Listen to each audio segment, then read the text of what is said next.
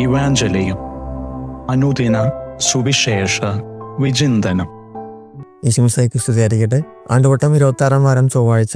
തിരുസഭ നമുക്ക് ധ്യാനിക്കാനായിട്ട് തന്നിരിക്കുന്നത് വിശുദ്ധ ലൂക്കായുടെ സുവിശേഷം 9-ാം അധ്യായം 51 മുതൽ 56 വരെയുള്ള വാക്യങ്ങളാണ്.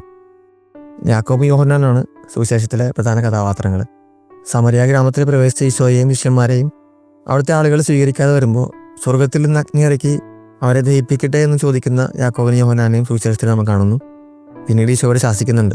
അതിന് തൊട്ടു മുമ്പുള്ള വചനഭാഗം എടുത്ത് വായിച്ചു നോക്കിയാൽ മറ്റൊരു കാര്യം നമുക്ക് കാണാൻ സാധിക്കും. അവിടെ യോഹന്നാൻ ഈശോയോട് പറയുന്നുണ്ട്, ഗുരു, നിന്റെ നാമത്തിൽ പിശാചുക്കളെ പുറത്താക്കുന്ന ഒരുവനെ ഞങ്ങൾ കണ്ടു. അവൻ ഞങ്ങളെ അനുഗമിക്കാത്തത് കൊണ്ട് ഞങ്ങൾ അവനെ തടഞ്ഞു എന്ന് പറയുന്നുണ്ട്. ഈ രണ്ട് സുവിശേഷ ഭാഗങ്ങളും വരുന്നത് ഈശോ 72 പേരെ തൻ്റെ പ്രേക്ഷിത ദൗത്യത്തിനായിട്ട് അയക്കുന്നതിന് തൊട്ടു മുമ്പായിട്ടാണ്. അതായത് ഈശോ ശിഷ്യന്മാരെ ഒരുക്കിക്കൊണ്ടിരിക്കുന്ന ഒരു സമയം. രണ്ട് കാര്യങ്ങൾ പറയാനായിട്ട് ആഗ്രഹിക്കുകയാണ്. ഒന്നാമതായിട്ട് അസഹിഷ്ണുത ഒഴിവാക്കുക. അതായത് മറ്റുള്ളവരുടെ അഭിപ്രായങ്ങളോട് വിരോധം കാണിക്കുന്ന ഒരു മനോഭാവം, അല്ലെങ്കിൽ അവരെ മനസ്സിലാക്കാൻ കൂട്ടാക്കാതിരിക്കുന്ന ഒരു മനോഭാവം. ഇവിടെ തങ്ങളുടെ പക്ഷത്ത്, അതായത് തങ്ങളെ അനുഗമിക്കാത്തത് കൊണ്ടാണ് യോഹന്നാൻ അവനെ തടഞ്ഞതെന്ന് പറയുന്നുണ്ട്. നമ്മുടെ ജീവിതത്തിലും പലപ്പോഴും ഇത് സംഭവിക്കാറുണ്ട്. നമ്മുടെ കൂട്ടത്തിൽ അല്ലാത്തവർ, അല്ലെങ്കിൽ എൻ്റെ ഗ്രൂപ്പിൽ പെടാത്തവർ, അല്ലെങ്കിൽ എൻ്റെ ബാച്ചിലല്ലെങ്കിൽ, അല്ലെങ്കിൽ എൻ്റെ കൂട്ടുകാരനല്ലെങ്കിൽ, എൻ്റെ അഭിപ്രായം പിന്തുടരാത്തവർ, ഇവരൊക്കെ നമ്മൾക്കെതിരായി കണ്ട് മാറ്റി നിർത്തുന്ന ഒരു മനോഭാവം.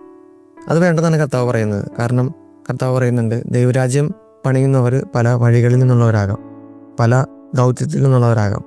പക്ഷെ എല്ലാവരും പ്രവർത്തിക്കുന്നത് ദൈവത്തിൻ്റെ മഹത്വത്തിന് വേണ്ടിയാണെന്ന് ഈശോ നമ്മെ ഓർമ്മിപ്പിക്കുന്നുണ്ട്. എല്ലാവരും ദൈവമക്കളാണ്. എല്ലാവരെയും ചേർത്ത് നിർത്തണം. ആരെയും നമ്മൾ മാറ്റി നിർത്തരുത് എന്നുള്ളൊരു ചിന്ത ഇന്നത്തെ സുവിശേഷ ഭാഗം നമുക്ക് തരുന്നുണ്ട്. രണ്ടാമതായിട്ട് പ്രതികാരത്തിൻ്റെ മനോഭാവം ഒരു ക്രിസ്തു ശിഷ്യന് ഉണ്ടാവാൻ പാടില്ല എന്ന് ഈശോ ഓർമ്മിപ്പിക്കുകയാണ്. ഇവിടെ തങ്ങളെ സ്വീകരിക്കാതിരുന്നത് കൊണ്ടാണ് സ്വർഗത്തിൽ നിന്ന് അഗ്നി ഇറക്കി അവരെ ദഹിപ്പിക്കട്ടെ എന്ന് യാക്കോബും യോഹന്നാനും ഈശോയോട് ചോദിക്കുന്നത്. ഈശോ പറയുന്നുണ്ട്, ഞാൻ വന്നിരിക്കുന്നത് ആരെയും നശിപ്പിക്കാനല്ല, എല്ലാവർക്കും ജീവൻ കൊടുക്കാനാണ്. നമ്മുടെ ജീവിതത്തിലും ഈ ഒരു ചോദ്യം നമ്മൾ എപ്പോഴും ചോദിക്കണം. ആരെങ്കിലും എന്നെ നിരസിച്ചാൽ, എന്നെ വിമർശിച്ചാൽ, അല്ലെങ്കിൽ എന്നെ സ്വീകരിച്ചില്ലെങ്കിൽ, എന്നെ വേദനിപ്പിച്ചാൽ, അല്ലെങ്കിൽ എൻ്റെ ആശയങ്ങൾ സ്വീകരിക്കാതെ വരുമ്പോഴൊക്കെ അവരെ പ്രതികാര മനോഭാവത്തോടു കൂടിയാണോ ഞാൻ നോക്കിക്കാണുന്നത് എന്നുള്ളൊരു ചിന്ത ഇന്നത്തെ സുവിശേഷ ഭാഗം രണ്ടാമതായിട്ട് നമുക്ക് തരുന്നുണ്ട്.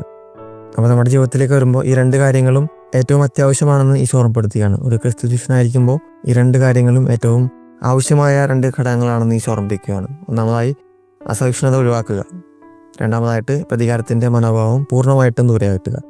ഈ രണ്ട് കാര്യങ്ങളായിട്ട് കഴിഞ്ഞാൽ ഒരു മനുഷ്യൻ യഥാർത്ഥത്തിൽ ക്രിസ്തു ശിഷ്യനായി മാറുമെന്ന് ഈശോ നമ്മെ ഓർമ്മിപ്പിക്കുന്നു.